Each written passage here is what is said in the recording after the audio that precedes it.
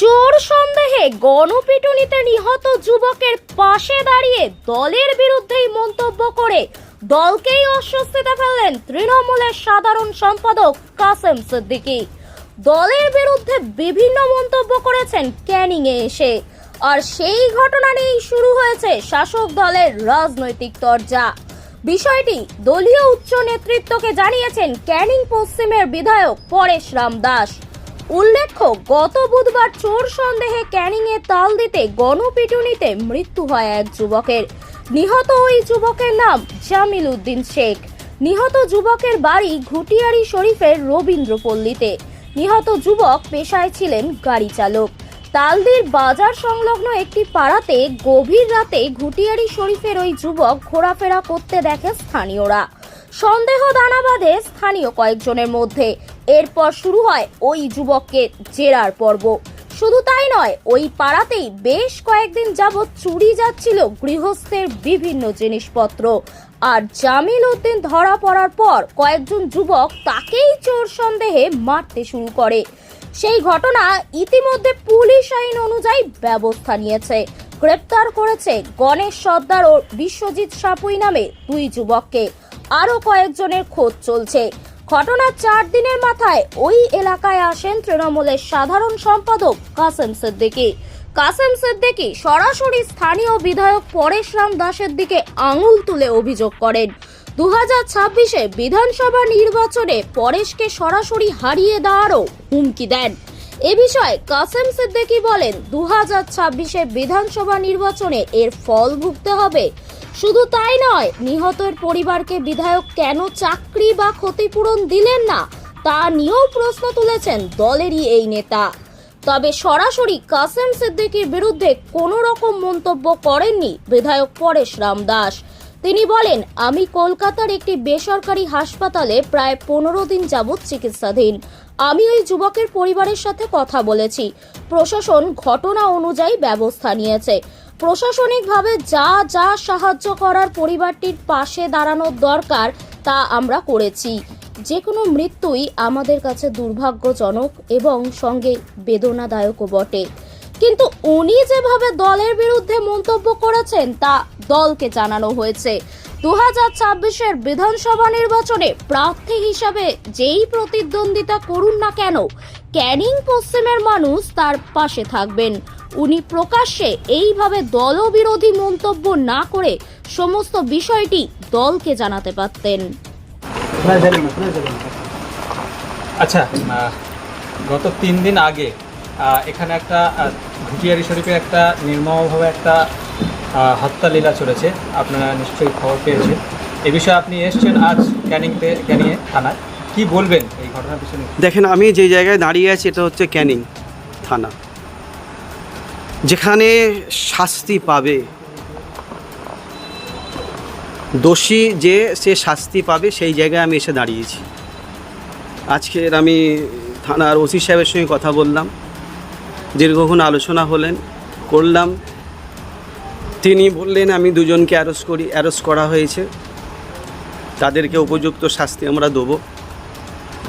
আমি বলেছি শুধু শাস্তি নয়, এমন একটা শাস্তি আপনারা দিন, এই বাংলার জমিনে যেসব আরএসএস মার্কা আছে, বিজেপি মার্কা আছে, যারা মানুষের উপর অত্যাচার করছে, মুসলিমদের উপর অত্যাচার করছে, পিটিয়ে মেরে হত্যা করছে, আপনারা এমন একটা শাস্তি দিন যে বাংলার মানুষ যেন দেখে চিন্তা করে যে মানুষকে পিটিয়ে হত্যা করলে এই শাস্তি হয়। সেই আশা আপনার কাছে এসেছি। আমি এই জিনিসটা আপনার কাছ থেকে আমি শুনতে চাই, দেখতে চাই। আগামী দিন যেন 15 দিন কি 1 মাস কি 6 মাস পরে যেন আবার আসি, এসে আমি আপনাকে যেন স্যালুট দিতে পারি যে আপনি উপযুক্ত শাস্তি দিয়েছেন। সেইটাই আমি আলোচনা করলাম যে বারবার মুসলিমদের ওপর অত্যাচার, দাড়িওয়ালা টুপিওয়ালাদের ওপর অত্যাচার, নামের আগে মোহাম্মদ আছে, নামের আগে শেখ আছে, নামের পরে মোল্লা আছে, খন্দকার আছে, তাদেরকে মারবে, দুনিয়া থেকে তুলে দেবে।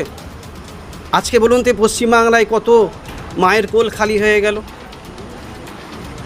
এক তো বাঙালিদের ওপর অত্যাচার হচ্ছে, আবার এই পশ্চিমবাংলার কিছু আরএসএস মার্কা বিজেপি মার্কা, বিজেপি মার্কা কি? বিজেপি যারা ভারতবর্ষে অশান্তি লাগিয়ে রেখেছে, পশ্চিমবাংলায় অশান্তি লাগিয়ে রেখেছে, এভরি টাইম ওরা হচ্ছে, ওদের খুন না ঘাঁটলে ওদের নিদ হয় না। পশ্চিমবাংলায় তো ওদের কোনো অস্তিত্ব নেই। ওরা এইভাবে রাজনীতি করতে চাইছে। তবে এটা মনে রাখবেন, পশ্চিমবাংলার মুখ্যমন্ত্রী মমতা বন্দ্যোপাধ্যায় যেভাবে কড়া হাতে স্টেপ নিয়েছেন, তো এদের এখানে পাতা গলবে না। কিন্তু প্রশ্ন উঠছে 3 দিন হয়ে যাওয়ার পরেও তৃণমূল কংগ্রেসের কোনো প্রতিনিধি দল তার বাড়িতে দেখাও করে। দেখেন, এখানকার যিনি এমএলএ বিরাট অন্যায় করেছেন।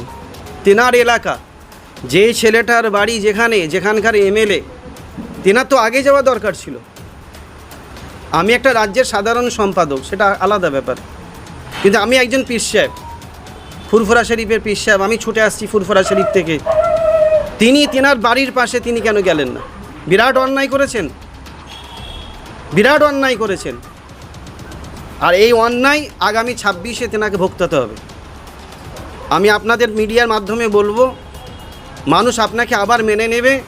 আপনি 1 সপ্তাহ কি 3 দিন কি 4 দিনের মধ্যে আপনি তার বাড়িতে যান, তার বাড়িতে গিয়ে তার মায়ের মাথায় হাত দেন। তার 3টে বোন না 4টে বোন আছে, তাদের মাথায় হাত দিন। হাত দিয়ে বলুন, মা বোন আমি তোমাদের পাশে আছি। আর ডি গ্রুপ না সি গ্রুপ একটা চাকরি আপনাকে করে দিতে হবে। আপনার হাতে সে ক্ষমতা আছে, যেহেতু আপনি এলাকার এমএলএ, আপনি কেন দেবেন না? চাকরি দিবেন না দিবেন সেটা আপনার ব্যক্তিগত ব্যাপার। তো আপনি যান, তার মায়ের মাথায় হাত দিন। সেই ছেলেটির মায়ের মাথায় যদি আপনি হাত দিতেন, তার মায়ের মনটা এত বড় হতো। আজকে আমি ফুরফুরা শরীফ থেকে আসছি, কিসের জন্য?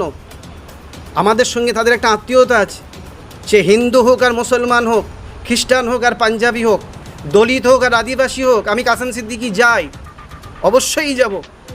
ক্যানিং হেডোভাঙায় রুহুল কুদ্দুসকে গুলি করে মারলো, সেখানে আমি গিয়েছি। তার বডি তুলে আমি হসপিটালে নিয়ে গিয়ে পোস্টমর্টম করিয়ে, আমাদের ক্যানিং থানা যিনি ওসি ছিলেন, তিনি যথেষ্ট আমাকে হেল্প করেছেন। এখানকার এসডিও যিনি ছিলেন, যথেষ্ট হেল্প করেছেন। আজকের এই যে ভাইটাকে মেরেছে, আমি ওসি সাহেবের কাছে কথা বললাম, এবং এখানকার অ্যাডিশনাল এসপির সঙ্গে আমি কথা বলেছি, এসপির সঙ্গে কথা বলেছি। এসপি সাহেব আমাকে বললেন যে আমি লাগাতার ওসি সাহেবের কাছ থেকে খোঁজ নিচ্ছি, আরও 1জন কি 2জন আছে, তাদেরকে কিভাবে ধরা হবে, ওনারা সেই প্রসেস তৈরি করছে। আজকের ওই ছেলেটির মা এবং বোন এখানে এসেছিলেন, আমাদের থানার বড়বাবু সাহেব, তিনি তাদেরকে ভিডিও দেখিয়েছেন, ফুটেজ দেখিয়েছেন, কারা মেরেছে, কিভাবে মেরেছে, টোটাল ওনাদেরকে আধ ঘন্টা পৌনে 1 ঘন্টা তাদেরকে ভিডিও দেখিয়েছেন। প্রথম কথা হচ্ছে, একটা ছেলে এখানটায় মারা গেছে। যেদিন মারা গেছে সেদিনই প্রশাসনের সঙ্গে কথা বলেছি। অলরেডি ক্যানিং থানা 2জনকে অ্যারেস্ট করেছে। আর একটা ছেলে তপু বলে, যার নাম আসছে সিসিটিভিতে, তাকে ধরার জন্য পুলিশ বিভিন্ন জায়গায় তোড়জোড় করছে। দেখুন, এটা একটা ছেলে মৃত্যু আমাদের কাছে কোনোদিনের জন্য কাম্য নয়।